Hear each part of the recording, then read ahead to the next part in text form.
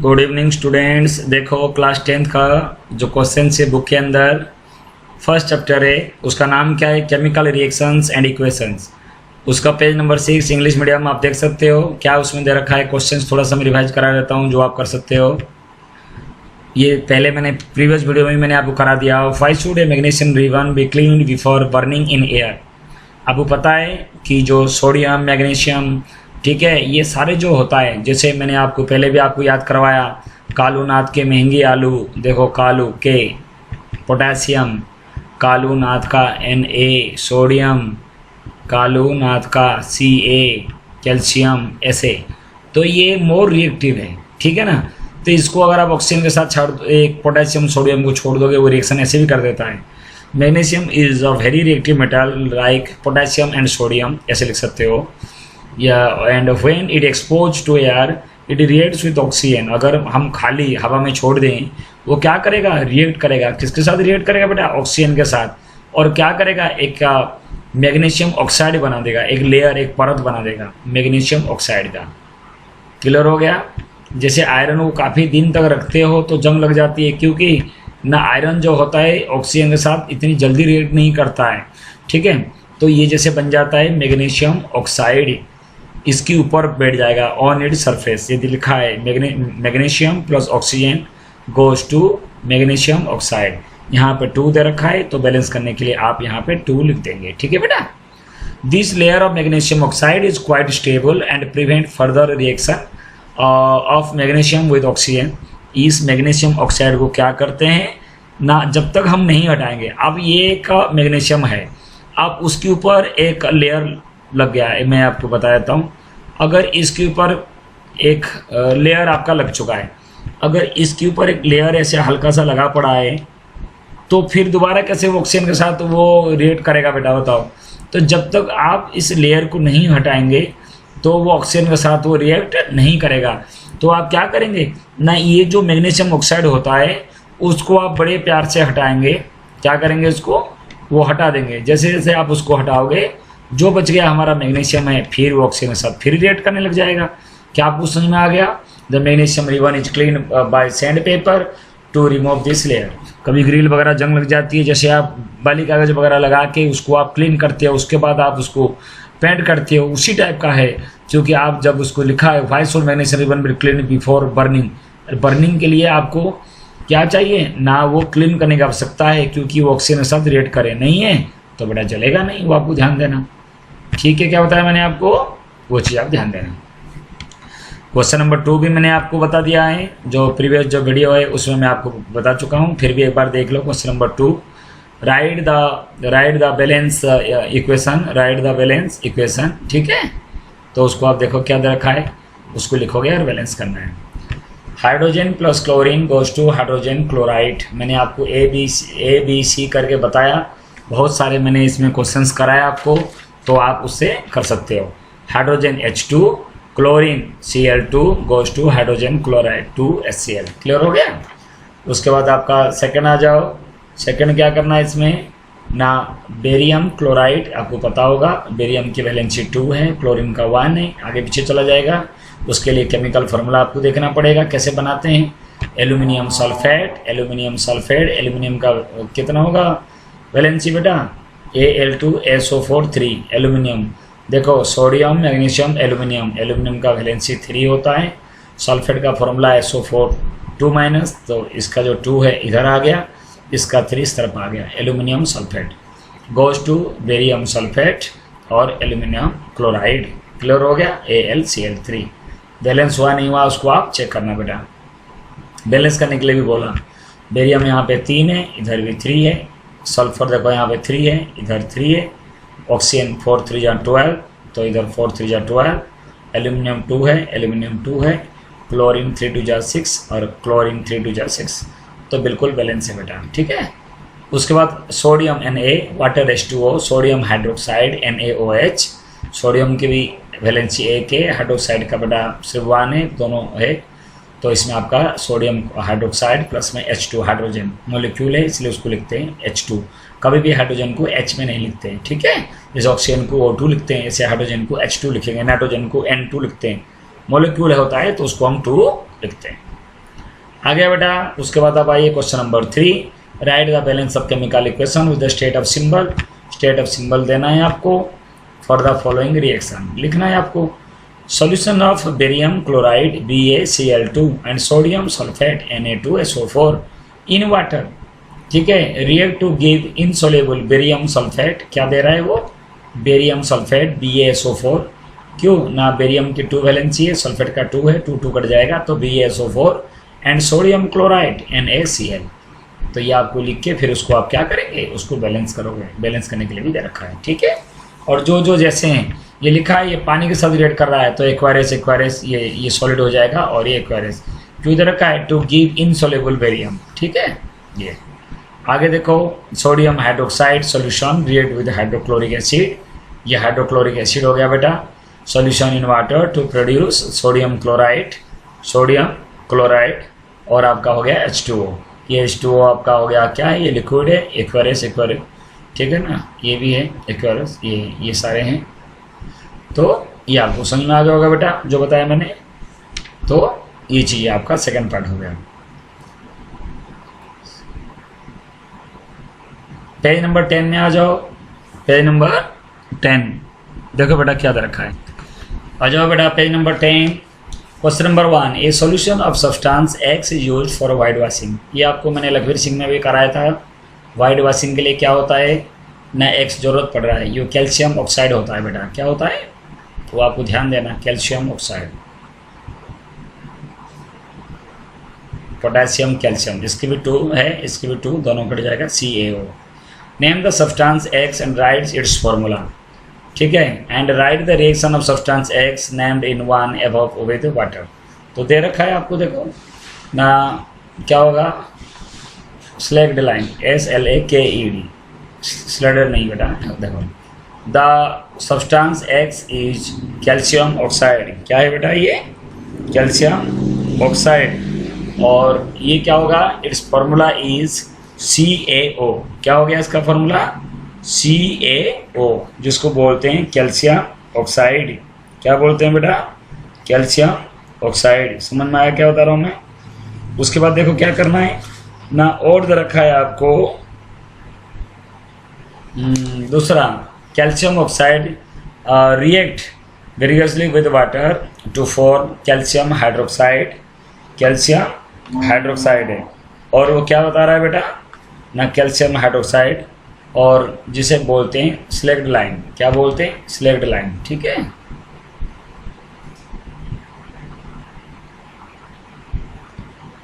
तो quick line का question आ सकता है, क्विक लाइन का केमिकल फॉर्मूला बताओ, CaO। स्लैग्ड लाइन का क्या होता है, CaOH2, कैल्शियम हाइड्रोक्साइड, ठीक है। क्वेश्चन नंबर 2 आ जाओ। Why is page number 10, question number 2, why is amount of gas collected in one of the test tubes in activity 1.7 double of the amount collected? Why is double of the amount gas collected in one of the test tube in the electrolysis of water activity? Name this gas. During the electrolysis of water, hydrogen and oxygen is get separated by the electricity. Electrolysis के लिए मैंने बताया था, आप मुझे याद करके बताओ बेटा कौन सी रिएक्शन में बताया, डीकम्पोजिशन। क्या बताया था, डीकम्पोजिशन मैंने 3 बताया था, एक हीट था, इलेक्ट्रिसिटी था, एक लाइट था, सनलाइट था।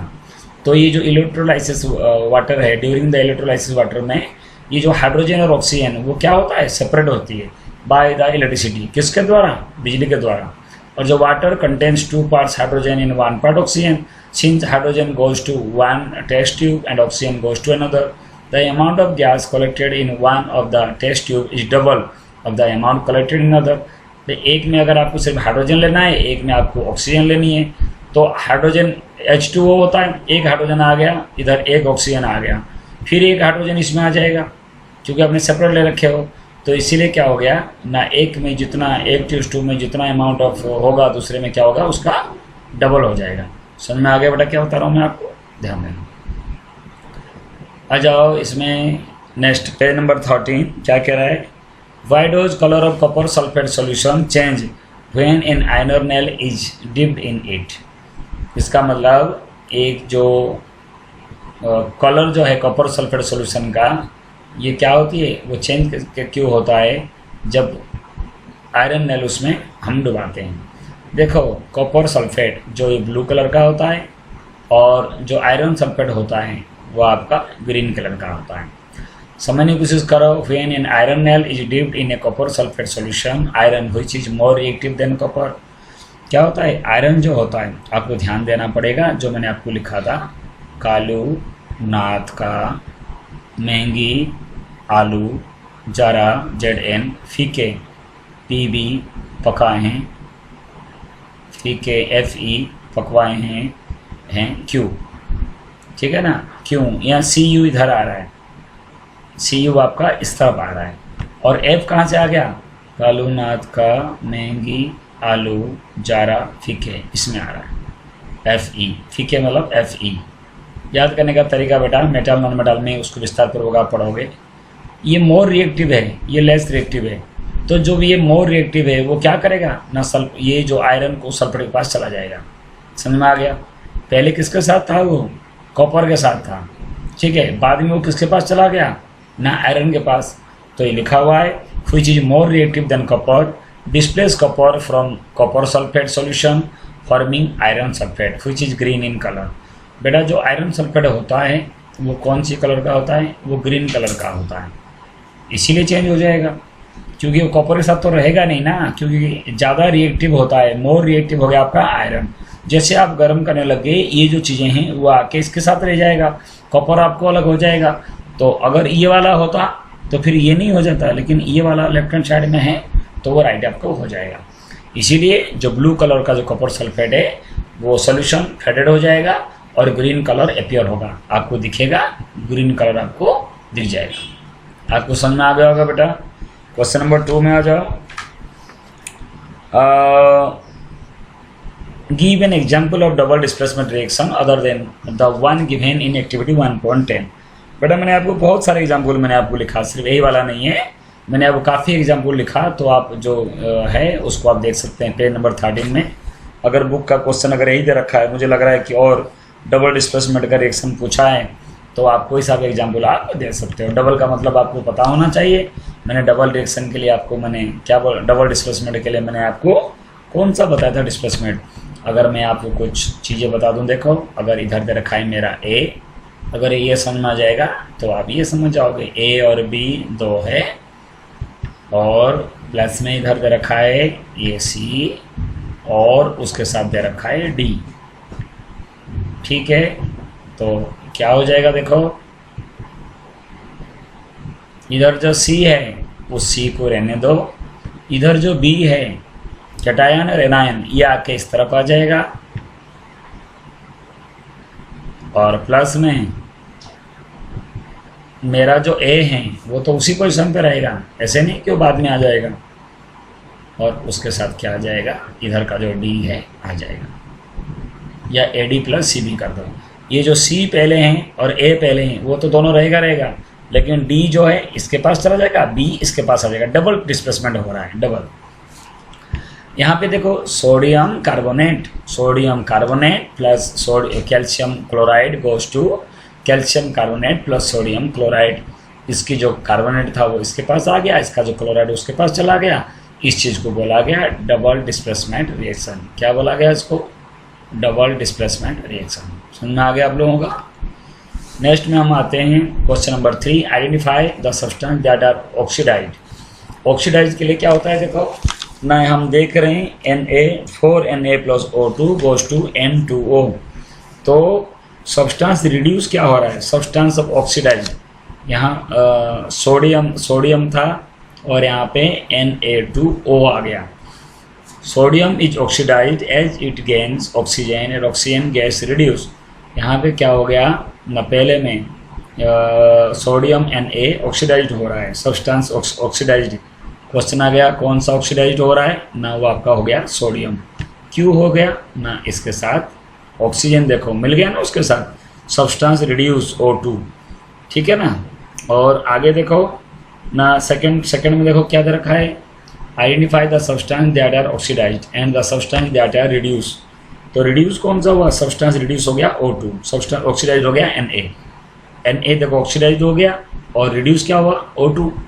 सेकंड में देखो कॉपर ऑक्साइड रिड्यूस हुआ है, क्या रिड्यूस हुआ है रिड्यूस। देखो कॉपर ऑक्साइड दे रखा है, कॉपर कहीं गुल हो गया तो यहाँ क्या हुआ, रिड्यूस हो गया ये, और ऑक्सीडाइज क्या हुआ, H2 था H2O हो गया।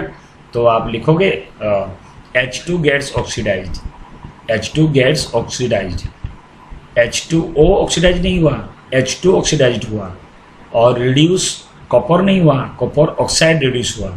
ऐसे इसमें सोडियम ऑक्सीडाइज हुआ, सोडियम ऑक्साइड नहीं हुआ, और ऑक्सीजन यहाँ पे रिड्यूस हुआ। तो आपको तीसरा क्वेश्चन समझ में आ गया होगा बेटा। तो बुक का जो क्वेश्चन था मैंने आपको समझा दिया, पेज नंबर 13। और क्या था बेटा ना, जो बुक के अंदर आप देख सकते हो पेज नंबर 13, पेज नंबर 10 और पेज नंबर 6। ठीक है, अच्छी तरह से आपको देख के इसको आप कंप्लीट करो।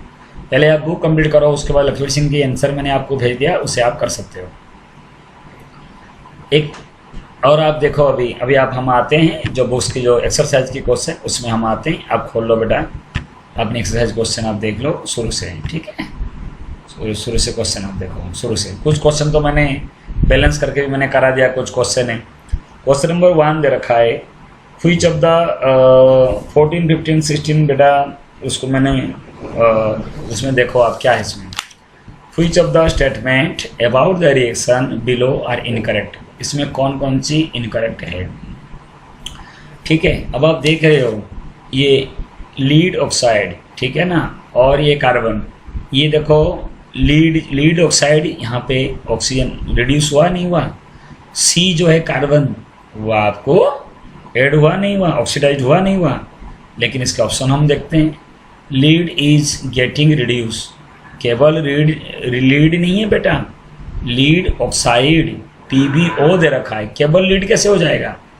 Carbon dioxide is getting oxidised, carbon dioxide नहीं हो रहा है, कार्बन हो रहा है। क्या हो रहा है, कार्बन हो रहा है। आपने पहले पढ़े हो ना, इस चीज़ को लिखते हैं, lead oxide is getting reduced, carbon is getting oxidised, ये सही होता। देखो ये देखो sir, carbon is getting oxidised बिल्कुल सही है, lead oxide is getting reduced बिल्कुल ठीक है। तो आपको ये वाला और ये वाला आपको ठीक लगा नजर आ रहा है, ये दोनों आपको गलत नजर आ रहा है, गलत है। तो आपका कौन कौन सा गलत आ गया बेटा ना, A एंड B। तो A और B कौन सी ऑप्शन है, फर्स्ट। तो आपका answer will be first. Clear हो गया। अब सेकंड में आते हैं बेटा, the above reaction is example of. अब आप देखो अच्छी तरह से क्या है, ये देखो कॉम्बिनेशन तो बिल्कुल नहीं है, ये दोनों जोड़ के अगर एक होता कॉम्बिनेशन है। अब आप देखो डीकम्पोजिशन देखो, एक तोड़कर दो भी नहीं हो रहा है।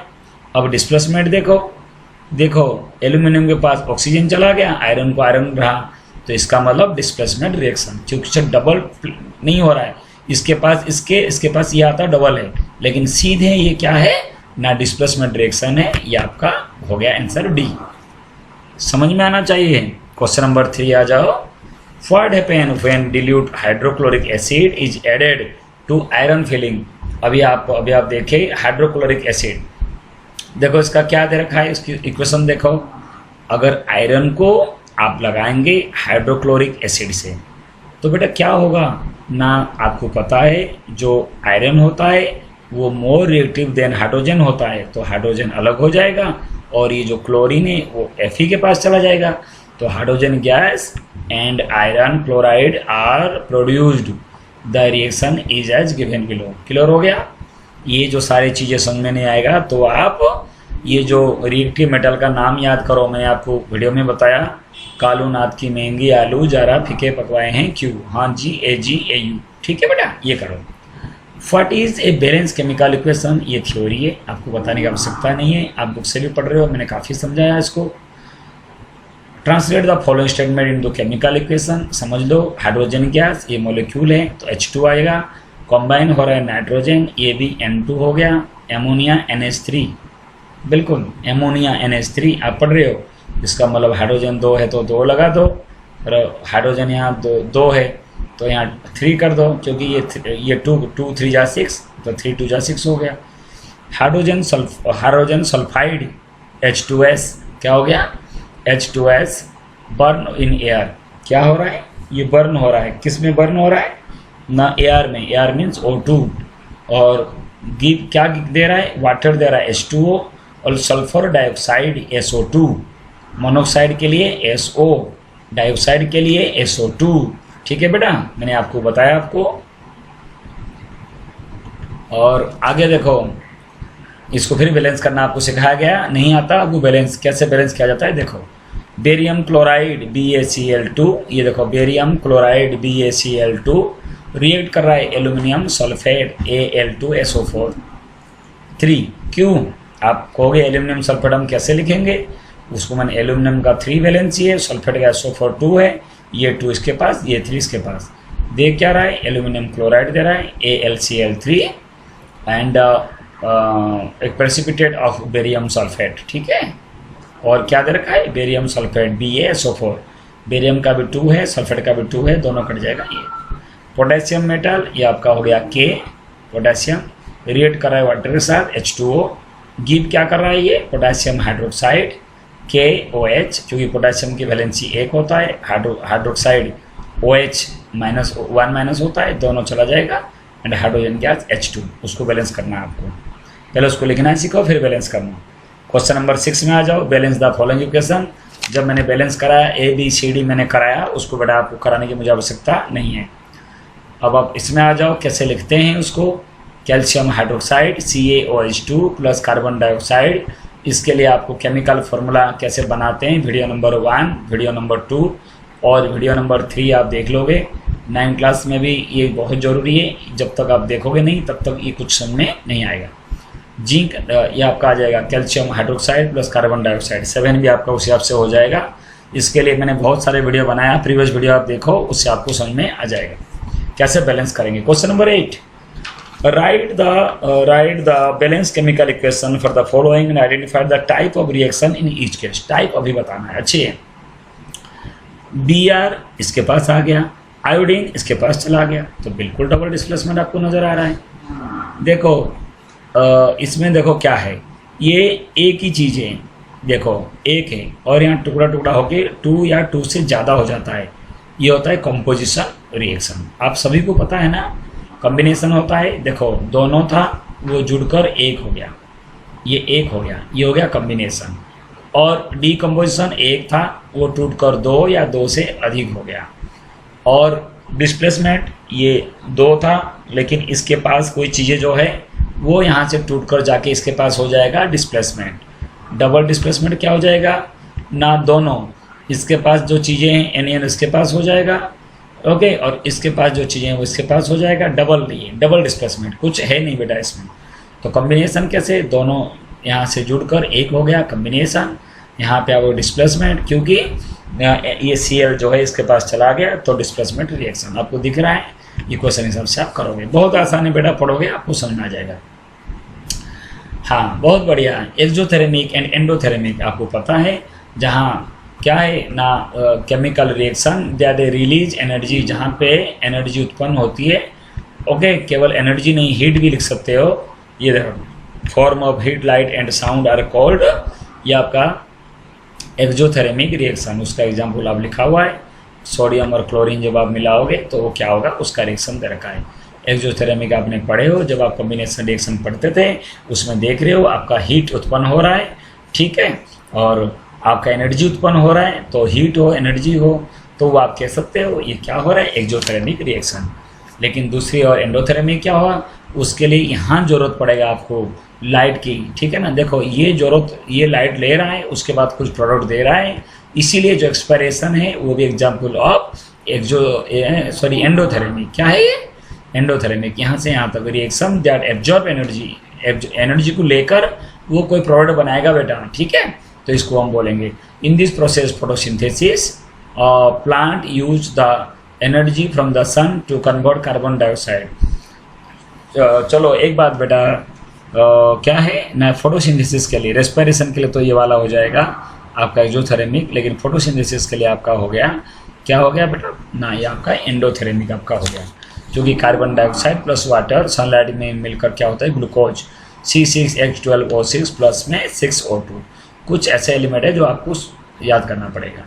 देखो एक्सोथेरेमिक, रेस्पिरेशन इज एग्जाम्पल ऑफ एक्सोथेरेमिक, क्योंकि जब क्या होती है रेस्पिरेशन में कुछ एनर्जी, खाना जो हमारे शरीर में जाता है ऊर्जा उत्पन्न होती है, ठीक है ना, तो energy is required to support life. देखो किसी भी जीवन के लिए जो सपोर्ट करता है वो एनर्जी होती है, और energy in our body is obtain from the food we eat. जब वो खाना खाते हैं वो उन्हीं से हमें एनर्जी मिलता है।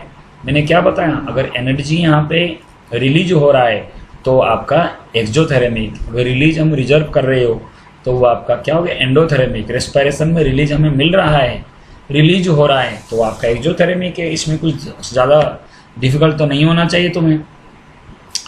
Why are decomposition reaction called the opposite of combination reaction? Write the equation। बेटा आपको बताया गया, मैंने भी बताया, अगर कॉम्बिनेशन में क्या होता है, दो ऐसे एलिमेंट है जैसे carbon plus oxygen go to C+O2 goes to carbon dioxide, यहाँ पे एक बन जाएगा, लेकिन जो डीकम्पोजिशन में एक आएगा और वो टुकड़ा टुकड़ा हो जाएगा। ये चीज़ें यहाँ तो हाइड्रोजन ऑक्सीजन मिलकर आपका H2O वाटर हो जाएगा, फिर वाटर को अगर आप करोगे इलेक्ट्रोलाइसिस में तो हाइड्रोजन ऑक्सीजन अलग हो जाएगा। तो दो मिलकर एक हो गया कॉम्बिनेशन, और एक टूटकर दो हो गया वो आपका डीकम्पोजिशन। अब बताया इसमें उल्टा नहीं है बेटा, मैंने जब आपको समझाया डीकम्पोजिशन मैंने आपको लिखा था क्या ना, this combination is opposite to the combination reaction. क्यों ना, देखो दोनों जो ये सिंगल है और टूटकर दो हो रहा है इलेक्ट्रोलाइसिस से, इसका मतलब क्या है, कॉम्बिनेशन में दोनों अलग अलग है, ये जुड़कर एक हो रहा है, एनर्जी आ रहा है, इसमें क्या है एक है और टूटकर दो हो रहा है। ठीक है, इसीलिए ये सही है, इतना ज़्यादा इंपॉर्टेंट नहीं है, सही क्वेश्चन है। डीकम्पोजिशन रिएक्शन जो होता है वो क्या होती है ना, उसका आपका अपोजिट होती है।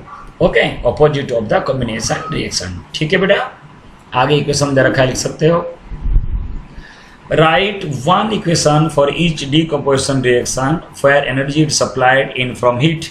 मैंने आपको बेटा हीट के लिए भी, मैंने आपको इलेक्ट्रिसिटी से, मैंने आपको हीट के, मैंने आपको लाइट के, मैंने आपको इलेक्ट्रिसिटी के एग्जाम्पल में दो तीन तीन आपको दे रखा हूँ, उससे आप लिख सकते हो। ठीक है, डीकम्पोजिशन लाइट से और डीकम्पोजिशन इलेक्ट्रिसिटी, ये आपको एक एक एग्जाम्पल दे रखा है, मैंने जो समझाया मैंने और भी एग्जाम्पल आपको दे रखा है, उससे आप देख के नोट आउट कर सकते हो। ठीक है, ये एग्जाम्पल भी मैंने दे रखा हूँ। फेरस सल्फेट, फेरस क्यों ना, क्योंकि जिसकी वैलेंसी हम 2 लेते हैं फेरस होता है, 3 लेते हैं तो फेरिक होता है। ठीक है, वो आप ध्यान देना।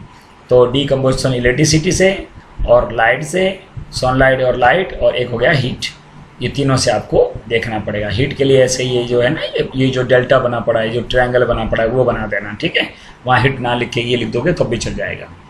Question number 13, what is the difference between displacement and double displacement. उसका डेफिनेशन भी लिखा हुआ है, उसका एग्जाम्पल भी लिखा हुआ है, उससे बेटा आप कर सकते हो। उसको ज़्यादा समझाने की मुझे आवश्यकता नहीं है, नहीं आपके पास है तो डिस्प्लेसमेंट और डबल डिस्प्लेसमेंट प्रीवियस वीडियो में देखो, उससे अच्छी तरह से आप समझ सकते हो और कर सकते हो। ठीक है बेटा, आगे आते हैं question number 14। In refining of silver, the recovery of silver from silver nitrate solution involved displacement by copper metal। Write down the reaction involved। क्या क्वेश्चन दे रखा है, समझने की कोशिश करो। 14 आपको क्या दे रखा है, जब हम सिल्वर को रिफाइनिंग करेंगे, शुद्ध करेंगे, तो क्या होगा ना, silver nitrate solution involve displacement bye copper metal. क्या करते हैं, displacement bye copper metal. Write down the reaction involve, इसमें कौन सी रिएक्शन इन्वॉल्व हो रखा है। तो आप देखो सिल्वर नाइट्रेट, ये जो सिल्वर नाइट्रेट आप लिखने का करें AgNO3, ये एक एक्वायरस है, तो आप लिखो Ag, नीचे आपको क्वेश्चन दे रखा है, फिर भी आप आंसर देख के तो आपको आ जाएगा। थोड़ा आप देखो AgNO3, ये आपका एक्वायरस है, जी हाँ, और वो क्या हो रहा है ना, कॉपर मेटल के साथ, तो प्लस में कॉपर, उसके साथ एक्वायरस AQ लिखोगे बेटा, वो लिखते रहना सब में, ये आप कैपिटल C और U, ये आपका सॉलिड है, गोज टू, देखो क्या था जो मेटल का जो मैंने बताया, कालू नाथ की महंगी आलू जरा फीके पकवाए हैं क्यों फीके पकवाए हैं क्यों। फिर आपको क्या आता है, हाँ जी Ag, ठीक है ना, मरकरी, हाँ जी Ag हो गया आपका सिल्वर, Au। तो आप मुझे बताओ इन चारों में ज़्यादा रिएक्टिव कौन है, मोर रिएक्टिव कौन है बेटा, कॉपर। ऊपर जितना जाओगे वो ज़्यादा है, तो कॉपर मोर रिएक्टिव है, तो ये जब रिएक्ट करेगा तो क्या करेगा ना कॉपर अपने पास एनायन को ले लेगा तो हो जाएगा copper nitrate CuNO3 2 Cu copper का ये NO3 2 कॉपर का होता है 2 वैलेंसी बेटा, कॉपर CuNO3 2 हो जाएगा। तो बचेगा क्या मुझे मेरा ना Ag, क्या बच गया मेरा Ag सिल्वर। उसको बैलेंस आपका लेना बेटा, ये बैलेंस नहीं है, ये क्या डिस्प्लेसमेंट है। डिस्प्लेसमेंट क्यों हुआ ना, इसका जो नाइट्रेट है वो आके कॉपर के पास आपका हो गया। ठीक है, तो यहाँ पे क्या लिखेंगे, बिल्कुल बेटा वही होगा। देखो तो silver nitrate plus copper goes to copper nitrate plus में silver. What do you mean by precipitation reaction, ये भी मैंने आपको समझाते हुए मैंने आपको वीडियो में मैंने आपको बताया, या जो मैंने वीडियो प्रीवियस बनाया वो भी मैं आपको बता देता हूँ। प्रेसिपिटेट और प्रेसिपिटेशन रिएक्शन में अगर इनसॉल्युबल सॉलिड होगा तो उसको प्रेसिपिटेट बोलते हैं। ठीक है, और उस रिएक्शन को अगर सॉलिड को आप निकाल दिए, ठीक है, वो आपका हो गया प्रेसिपिटेशन रिएक्शन। ठीक है, in a reaction in which an insoluble solid is formed is called the precipitation reaction. ठीक है, जैसे sodium carbonate plus calcium chloride goes to calcium carbonate plus sodium chloride. और भी मैंने जो प्रीवियस वीडियो है उसमें मैंने आपको बताया, वो भी आप देख सकते हो कि कौन कौन सी प्रेसिपिटेट हो रहा है और प्रेसिपिटेशन क्या बोला गया, उसको भी मैंने बताया। इसलिए आपको प्रीवियस जो छोटी छोटी जो वीडियो बना हुआ है उसको आप अच्छी तरह से देखो। जी हाँ, explain the following in the term of gain और loss oxygen with in 2 examples. Oxidation is gain of oxygen. अगर ऑक्सीजन गेन हो रहा है तो आप क्या करोगे, ऑक्सीडेशन है। और addition of oxygen oxidation, gain of oxygen भी ऑक्सीडेशन होता है। ये आपको एग्जाम्पल दे रखा है, देखो कैसे। हाइड्रोजन के पास ऑक्सीजन नहीं था, यहाँ आके बढ़ गया है, तो ये हो गया एडिशन ऑफ ऑक्सीजन, ऑक्सीजन जुड़ गया है। तो ओके, यहाँ पे देखो कॉपर एक अलग था और ऑक्सीजन यहाँ जुड़ गया तो गेन ऑफ ऑक्सीजन हो गया। तो ये दोनों जो सिचुएशन आप देख रहे हो, copper is oxidise to copper oxide, यहाँ क्या हो गया ना, hydrogen is oxidise to H2O। ठीक है, ये दोनों इक्वेशन है, आपको समझ में आ गया होगा ऑक्सीडेशन। रिडक्शन क्या है बेटा ना, लॉस ऑफ ऑक्सीजन, जहाँ आपको दिखेगा कि आपको लॉस हो रहा है। ये देखो कार्बन डाइऑक्साइड में ये रिमूव होके तो carbon dioxide is reduce to CO। Okay, and ये कॉपर ऑक्साइड दिख गया, copper oxide is reduce to copper. Copper oxide oxygen हटा के कॉपर में आ गया और कार्बन डाइऑक्साइड ऑक्सीजन हटा के CO में आ गया। ठीक है ना, कार्बन मोनोऑक्साइड में आ गया। तो ये चीज़ें जो हैं आपको समझना है। ठीक है, ये आपका हो गया oxidation and reduction. Question number 17 काफ़ी लंबा है बेटा। इसमें a shiny brown colour element X और heating air becomes black in colour, name the element X and black colour compound form. जो कॉपर होता है वो बड़ा ब्लैक कलर कंपाउंड है, फॉर्म इज कॉपर ऑक्साइड। ठीक है, कॉपर ऑक्साइड जो होता है black colour. The equation of the reaction involve the heating copper is given below. ये आपको दे रखा है, ये साइन ब्राउन कलर का होती है, शाइनी ब्राउन कलर का, लेकिन जब ऑक्सीजन के साथ वो रिएक्ट करता है, देखना जो कॉपर का जो बहुत सारी चीज़ें होती है काला रंग पड़ जाता है, उसको हम साफ करते हैं घर में भी बहुत सारे। ठीक है, उसको आप क्या करते हैं, इमली वगैरह उसमें डुबा के उसको जो मालिश करते हैं तो साफ हो जाता है, वो होता है कॉपर ऑक्साइड। कॉपर ऑक्साइड को साफ किया जाता है, क्यों ना, कॉपर जब ऑक्सीजन में रिएक्ट करने लग जाता है, ऐसे तो जल्दी नहीं होता, आज रखो कल हो जाएगा। सोडियम पोटेशियम की तरह वो आग नहीं लग जाता, लेकिन वो थोड़ा दिन रखोगे, ऑक्सीजन के संपर्क में आगे वो रिएक्शन करेगा और वो बन जाएगा कॉपर ऑक्साइड, जो कि वो ब्लैक कलर का होता है। उसको साफ करने की अलग अलग चीज़ें हम यूज करते हैं। क्वेश्चन नंबर 18 बेटा, why do we apply paint on iron, iron article. बेटा जो जंग वगैरह जो रस्ट है उसको रोकने के लिए हम करते हैं। ये थ्योरी है, वो आप कर सकते हो। Oil and fat containing food item flushed with nitrogen. Nitrogen में क्यों रखते हो, क्योंकि नाइट्रोजन जो होता है ना, ये ऑयल और फैट के साथ वो रिएक्ट नहीं करता, नहीं तो ऑक्सीजन डालोगे वो नुकसान खराब कर देता है। कभी कभी आप देखोगे जब कुरकुरे वगैरह कोई नरम होती है, क्रंची नहीं होता, क्यों, अगर साइड से कहीं एयर पास हो गया, नाइट्रोजन पास हो जाती है, उसके अंदर ऑक्सीजन आ जाता है और वो उस खाने के साथ रिएक्ट करता है, जिससे कि हमें स्मेल होती है, वो नरम होता है, इतना क्रंची नहीं होता। अदरवाइज बहुत सारी चीज़ें जो होती है, जो पैकेट होते हैं उसके अंदर गैस नाइट्रोजन भर देते हैं, क्योंकि वो उसके साथ रिएक्ट नहीं करता है। Nitrogen gas storing of oxygen inside the pack. Okay, ये आपको दे रखा है, वो आपको समझ देना है। आ जाओ क्वेश्चन नंबर 20, फोरोजन और एसिडिटी, ये दोनों का डेफिनेशन आपको दे रखा है।